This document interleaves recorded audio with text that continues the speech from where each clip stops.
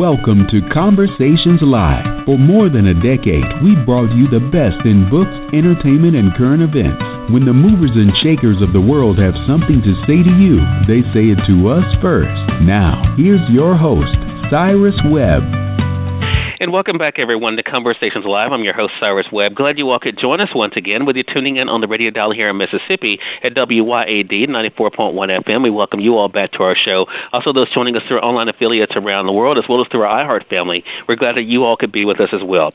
I'm so excited to welcome back to our program today Evan Carmichael. Many people have gotten to know him because of his popular series on YouTube, but had a chance to interview him with his first book called Your One Word, The Powerful Secret to Creating a Business and Life That Matters.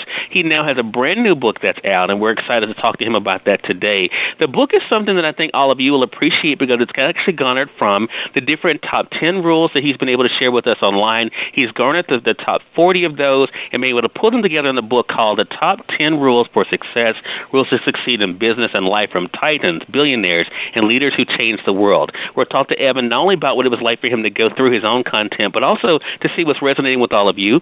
Also, we'll let you all know how you can stay connected with Evan as well as get the book for yourself. Evan, hello to you and welcome back to the program.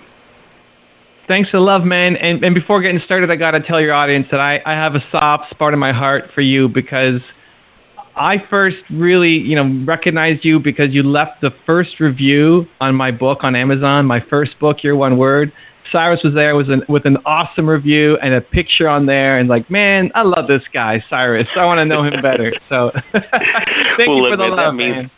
Look, that means a lot. Look, and I feel the same way about you, man. I'll definitely be sharing the same with the new book for sharing my review as well. I want to talk about that experience for you, Evan, because you had, people knew you because of what you've been able to do with YouTube. And, of course, since the last time you and I spoke, you celebrated a milestone even with YouTube in celebrating 1 million subscribers. What has it been like for you, Evan, to not only have built that audience you've done there, but also now to expand that in your brand when it comes to books?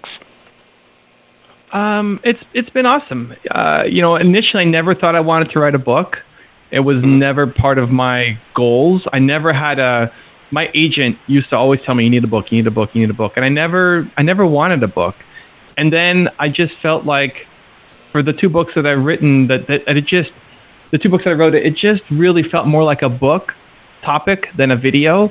And it's been awesome to see how not everybody sits on YouTube. Not everybody consumes content there. And it's great to be able to reach a different demographic with a really important message because I'm trying to solve a big problem. And the more people I can reach in different mediums, the better. Right. And I'm so glad you said that because, your big thing has been to be able to help as many people as you can. Of course, you've been able to accomplish that and in so many ways through what you've done with YouTube, but also now in expanding out in the books. I love the fact as you talk about the new book, The Top 10 Rules for Success, Evan, how it again came from a need that you felt as though needed to be filled. And being the type of person that you are, you didn't wait on someone else to do it. You went and did it, and that's how you got this book. Have you found that for yourself? Kind of part of the fun of this is not only producing the content you are, but also seeing what is the most popular among your audience. Yeah, I think it's really important to study success. First of all, I made the videos and I made the book first for myself because I recognize that I wanted to be around people who are accomplishing more, and that's not meant to be a knocker on the people that are in my life right now, but you are a product of the people that you hang out with, and if you don't know how to hang out with Steve Jobs or Bill Gates or Oprah or whoever, you could, by consuming their content, you can learn a little bit more and you can grow a little bit stronger and you can be a little bit bolder. And so that's what I wanted to try to bring to people because you may not ever get the chance to meet Oprah and you're definitely not going to get a chance to meet Steve Jobs, but you can learn from them to help you become better. And Bill Gates saved my first business, even though I've never met him. Learning from his strategies saved my first company. And ever since then, I try to approach it as whenever I don't know how to do something, I want to learn from the best. I want to learn from somebody who's already done it to shortcut my path. And so with the book, we've done hundreds of these profiles on YouTube, and we just basically took the most popular 40 by judging by the audience, and we turned those into a book. And the idea there is there's 2 rules per page. And I don't want people to read it like a book. This might be hard for your audience if they're a typical book kind of reading community. I want people to read 1 page a day. It's meant to be a 1 page a day kind of book where you start your day off with some inspiration as well as a strategy you might be able to apply to your life or to your business. And every day, if you are surrounding yourself with a little bit of success every single day, your life will change. You will become more successful. You will start to think differently. And I think it's much better to do it that way than to, there's no harm in plowing through the entire book and reading it in one shot. You can do that. It's awesome. But if you do that, then go back and again, read it 1 page a day, because it starts to, the most important thing that you can get is to transition your mindset to be more success oriented. Exactly. And Evan, that is a great segue into something I mentioned to you that I wanted to talk about, and that was the way that you're using platforms like Instagram. And Instagram is one of those things that's become a part of my daily routine, as it is for a lot of people. I love the fact that you're able to take us into your own routine, to take us into what it's been like for you to read a page of the book yourself, practicing what you preach, to have that, that big glass of water, and then to be able to write down your goals. Was that an easy thing for you to kind of let us into the inner workings of your own life and to kind of let us know how you are doing exactly what you're telling us about? I think it's been a really gradual transition over a decade plus. It started with my website. It's named off of myself, Evan Carmichael, but I never shared my story. I only shared the stories of the Jobs and the Oprahs and those people, because I felt, well, who cares about me? So I built and sold one company, but I haven't done anything compared to a Steve Jobs. It's nowhere even close. And the more profiles I put up, because I started this on my website before going to YouTube, more people wanted to learn my story. Even to this day, the most requested top 10 on my channel is me. People want to know me. And I think for anybody who's getting started, there's going to be that natural, well, who am I? I'm not good enough. Why do people care about me? Do I even have an important message? And I had to slowly work my way to getting the courage to making that happen. It was not overnight. So by the time we get to Instagram, I had already built that muscle because I was doing vlogs and I was doing other things. So it wasn't a big deal for me to do Instagram videos. But I feel the burden and pain because I had to go through it earlier just through the other mediums. For sure. Well, I definitely have enjoyed being able to start the day off with you, as I know others have as well. We're going to talk more about other ways that you're using social media as well, Evan. I want to say for those who are just tuning in, either on the radio side or online, you're listening to Conversations Live. We're already having a great conversation today with Evan Carmichael. You've gotten to know him because of his amazing videos that feature the top 10 rules of people that all of us probably are following or admire. But he also is the author of the book Your One Word, and at the end of 2017, he gave us another great book called The Top 10 Rules for Success. Part of what you've also been able to do, Evan, with especially Instagram that I pay attention to, is not only give us, of course, how you start your day with those 3 things, the book, the water and the goals, but also those tips. And as we are having this conversation today, the tip that you talked about today, ironically and I think appropriately, is trust. People have come to trust you. They've come to trust your brand and what you've built. And I'm sure you get that all the time, not only in the messages that we're able to see online, but also in other ways. Talk to us about what it's been like for you to not only to have built up that trust, but to know that you are an individual, Evan, that people look to as a way of kind of guiding them, not only professionally, but also personally. Man, Cyrus does his homework.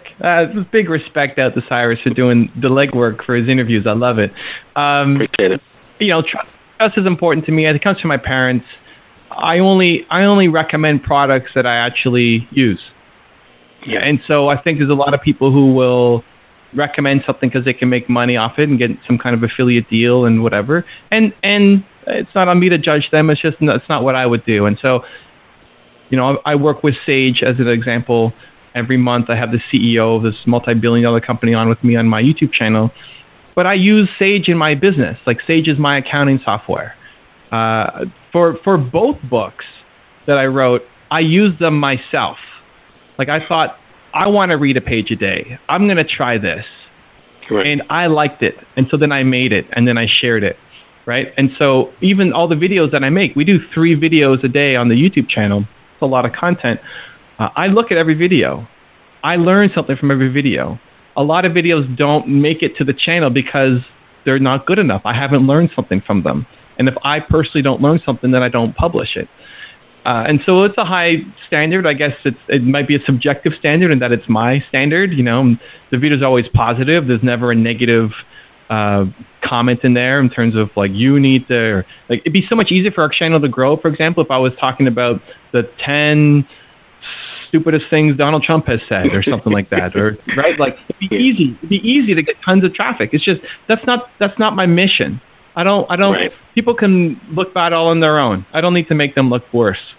So I have a video, the top 10 rules of success from Donald Trump. You can still learn from him even if you absolutely hate him, and a whole bunch of other people as well. And so, if I've learned something from it, then I share it. And I think that is important for me. Yeah. And so it really limits how much I do promote and do share, because I'm not using a new product every day that I can then put my name behind and say, this is what I use, guys.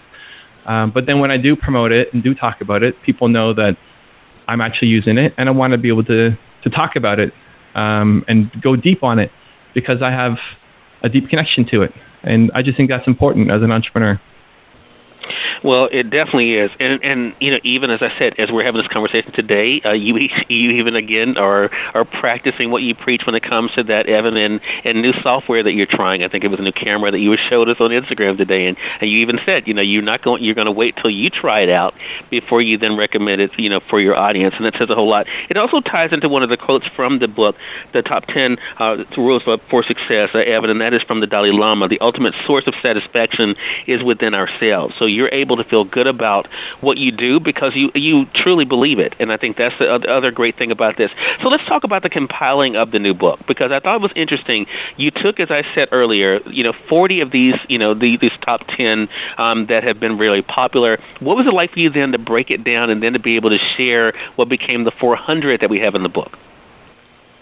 Yeah, so there are 40 people, the most popular ones, times 10 rules each, so that's 400 rules.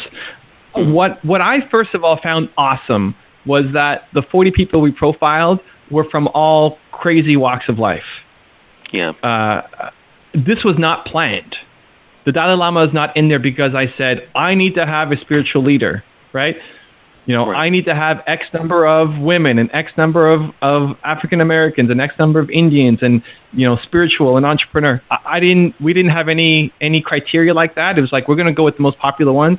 And it's so awesome to see what that range of diversity was in the book that made me really happy. Then the process is, okay, I have these 400 rules. I need to condense them down into the 10. So most of the book is going through all of the 400 rules that they have. And there's some overlap, and it's great because I think when different people point at the same thing using different words and different contexts, like it starts to seep in as a reader a little bit more. But I wanted to back it out and find what the most common question I get asked is, what are the most common lessons that come up? Like, you've studied success more than most people.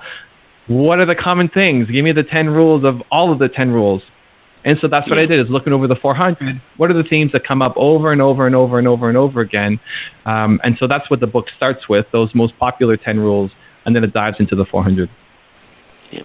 And I think, again, the way that they are able to kind of go, across the board, Evan, is one of the powerful things about the book as well.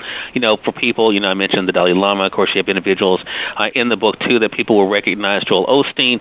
One of the individuals that is, probably I have not consumed a lot of their content is Mark Cuban, who is featured in the book. Of course, it's understandable as to why he would be, because of what he's been able to do professionally. But I think the quote that you even shared on social media from him, and I think it's important for us where we find ourselves in the year, Evan, and that is this. Personally, I think every time is a perfect time to start a business. There's no bad time.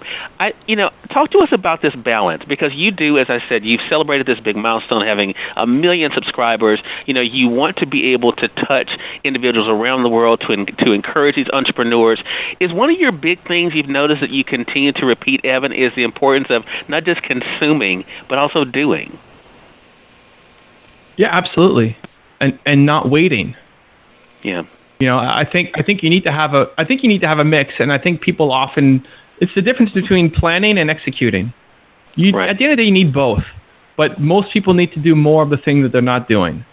And if all you do is do and there's no plan, you're not doing anything. You're never going to go anywhere. Most people, though, I think, just tend to be over planners. They plan and they plan and they plan and they delay, and like next week, and I need to get this, and I'm a perfectionist. I got to get this in order first. I need to finish reading that book, and there's always something. There's always something, and you never do anything. And we make this big story up of what has to happen, and sometimes that story becomes then so scary that, well, now look at how big this thing is. I can't do it until I have a loan. So I need to go get a loan now to launch this business, where you don't even know if you're going to like that business. Like just do it, right? Like if you're trying to get you want to get married, what do? You have to go on some first dates. And if you go to the first date as like, this has to be the person I'm going to marry, this has to be the person I'm going to have kids with, you take away from the chance of that actually happening. Like the criteria then becomes, do I want to go on a second date with them? That's all you need to really figure out. And so what I encourage people to do is, whatever idea you have, whether it's to start a business, whether it's to go traveling, whatever goal you have, whenever you get a new idea, find some small way to just do it, right? How many people say, I want to write a book one day? Like a lot of people have that on their list. So start writing the book. Like, don't worry if you don't have a publisher or an agent or a fully fleshed out topic or theme or plot or characters or anything. Just start. And see, do you enjoy it? Like, expect the result not to be good. The first time you do anything, you will fail at it, right? Like, first time you try skiing, you're not going to just ace down the lane. You're gonna fall 30 times on the way down. That's okay. Right. Do you enjoy it, right? Your first page of your book will be terrible. That's okay. Don't have these high expectations that you're going to be the next Stephen King. Like, it will be a terrible first page. That's okay. But did you enjoy that process of writing that one page? And if you did, then do it again, and do it again, and do it again. And so I think people, and that's how you get better. And I think people make this big thing up in their head and it becomes this big impossible goal to reach that then they never actually get started. Where the key is, you just need to start. Find that big goal, break it down into some small action item that you can do today, and just start. Exactly, and that starting is so important. Other thing I want to mention from the book, the Top 10 Rules for Success, Evan, is actually going back to your first book as well, Your One Word. One of the fun things that we talked about when we were discussing your book, Your One Word, and that is the little man. Because, you have talked about this even, I've noticed in social media. You address it in the book in Rule 7, Ignore the Little Man. I want to read a bit of what you said in the Top 10 Rules for Success, and then we'll talk about it. And this is the great thing, I think, for our audience out there, no matter what your thing might be. The little man is the person in your life who tells you all the reasons why your ideas won't work, and instead of helping you build up, they try to tear you down. Sometimes it's out of love, sometimes out of jealousy, and sometimes we do it to ourselves. That is so true. And I think for so many people that begin the year, Evan, as they kind of say what they want to do, that little man either is speaking to them, telling them what's not possible, or they talk themselves out of it. How important has it been for you to identify that little man, but also to make sure that doesn't hinder you in the building of your business and in your life? I think for me, since discovering the idea of the little man, the little man came from a video that I launched on my channel that I loved. I love this video. I spent a lot of time working on this video. It was the most production effort I'd ever put into a single video. And I sent it to somebody who was in the video industry, and he hated it. He said, this should not go up. You don't understand how the internet works. You don't understand how video works. This is a terrible idea. And I don't know. What should I do? I love this video. And so I'm going to post it. I just decided to post it anyway. And up to that point, my best video had 100,000 views in a year. And that was my best video. I was so proud of that video. And this new video that I put up got 100,000 views in a month. And it quickly became the best video on my channel. The best in terms of the most popular and getting the most traction and most awareness. Right. And I said, wow, what if I almost didn't publish the video. What if I listened to this guy, and I call him Henry in my first book. And the idea of little man came because him and his business partner both call each other little man. They fight over who's shorter. And so you're the little man, no, you're the little man. I thought, well, that's a perfect title for something to create in the book as the enemy. And so after that experience, it really taught me not to listen to the people who are just hating on my stuff. If you have feedback for me to get better, amazing. I love it. But just telling me that I don't understand the internet or that this video sucks, okay, like it doesn't impact me. It's not going to stop me from doing what I want to do.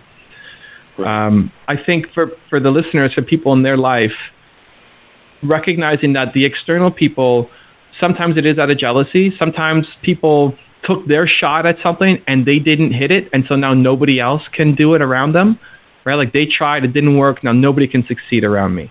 And so they just try to tear people down. That's how they get happy. You know, they can't have success, so nobody else is allowed to. Sometimes though it is out of love. Sometimes it's your mom who just sees they have a different definition of success, and they're worried about you. Like, you're going to try to make it as a writer? You know how hard it is to be a writer? You should go and be an accountant. There's so many jobs. It's so easy to be an accountant. And so the hate is out of love. It's just because they love you and they want to see success for you. They just have a different definition of it than you do. And so recognizing that can help. But I honestly think the biggest little man for most people is themselves. It's not even the external world, it's ourselves. Like, how often have you had a big idea that you said, I can do this, and then the next day you wake up, you say, I can't do that. That was crazy. We talk ourselves down from these, before we even tell anybody else. We talk ourselves out of these big, bold ideas, right? And so recognizing that and then being able to counteract that, I think, is super important. For sure. I totally agree. And I think that brings us to the last point I wanted to bring up in this conversation, Evan, and we definitely appreciate the time, and that is Rule 10, as you're able to give us your one word, believe. There is a great quote from Oprah that you use in the book about the importance of realizing that there's something bigger and better. You talk about boldness in that particular rule, and I think the great thing that I love about this, and I think this is something that I hope our audience takes in, that is the whole idea of realizing what they can do, what's possible. You write this in the book. We've all had moments of boldness, and I encourage you to think about what triggered that boldness. Maybe you were watching a video. Maybe you were reading a book. Maybe you were meditating. It doesn't matter what it was that triggered your bold self-confidence. Just figure out what it is, and then start your day with it every day. Instead of randomly having it happen to you, plan for it consistently. And again, that goes back to what you've been able, again, Evan, to practice that. We are able to see it in the mornings with your, again, as I mentioned, the page from the book, the water, writing down those goals. Talk to us about that boldness and why that has been such an important thing for you when it comes to your one word, and how you do share that with all of us. Yeah, I think everybody has more inside them than they're realizing. And I think most people would accept that. If you ask people, are you feeling like you're really living up to your potential, most people would say no. But most people also don't have a plan to know, okay, well, I know I'm not where I need to be, but I don't know where to go. And that was the point of your one word. That's the point of the first book, is to figure out what do you stand for and build a life and business around it. So you know that you're capable of more, and you know that that's not happening right now. But you have been bold in the past. You have done some things that have been scary, and you have reached out, and you've had some success, or at least you've had the motivation to go off and do something. It's just not a consistent thing, and that's the problem. You're bold on Monday, but you're not bold for the rest of the week. And so if you can reverse engineer what the thing was that got you feeling bold, whether it's reading the book, right? For some people it's great, or watching a YouTube video, or playing with your cat in the sun every morning. Like, it doesn't matter, right?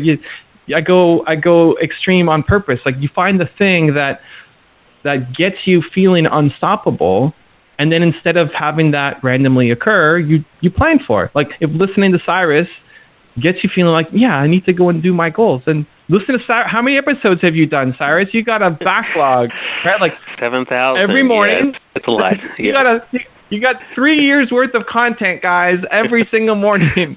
Go back, right? Like, find the thing. If it's my videos, if it's Cyrus, if it's a book, find the thing that gets you feeling bold and unstoppable, and then put that into your morning routine every single day. Because if you did that, if you woke up, and I don't think most people wake up feeling bold. I don't. Maybe you do, Cyrus, but I don't wake up feeling bold. But my habits and rituals get me to feeling bold.